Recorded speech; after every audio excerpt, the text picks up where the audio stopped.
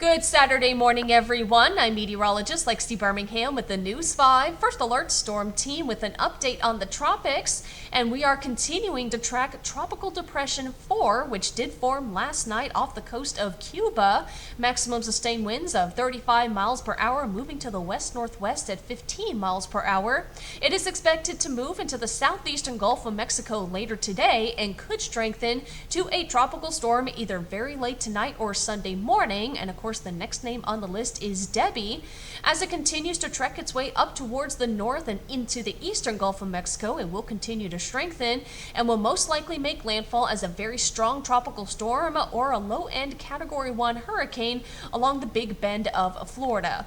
After that, it will continue to slowly weaken as it moves further inland, but you'll notice how wide this forecast cone becomes. And that's because there's a lot of uncertainty with what this storm is going to do post-landfall. It could continue to make its way up eastern Georgia and into the Carolinas, or it could briefly come off the east coast and enter the Atlantic and possibly see a little bit of re-strengthening. But again, this is something we'll continue to keep our eyes on. Here's a look at the current tropical alerts. We do have hurricane watches in place for the Big Bend of Florida, which is leading us to believe that this very well could strengthen to a Category 1 hurricane by landfall.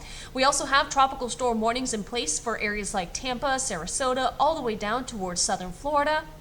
And then tropical storm watches in place for the Florida Keys, areas just outside of Orlando, and also tropical storm watches around Tallahassee. As far as the flooding threat is concerned, I think the major flooding concern is going to be for areas like Jacksonville, Florida, into the southeastern tip of Georgia.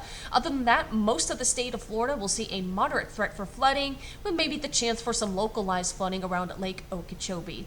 As far as our area is concerned, we will start to see an increased threat for rip currents along our immediate coastline as the storm continues to move to the north.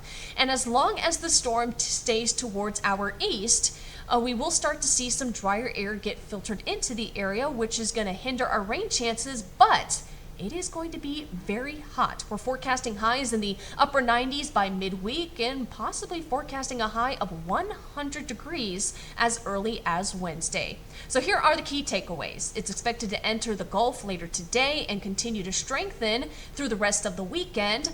There is still going to be a chance that the track could change just a little bit, just some small adjustments. But as far as our local impacts are concerned, we will start to see that increased threat for rip currents starting tomorrow, and just make sure you're keeping up with the latest updates. And you can do that by heading on over to WKRG.com. We have a section called Tracking the Tropics, and that's where you can also find our interactive hurricane map room, and you can also download a digital copy of our 2024 Hurricane Guide.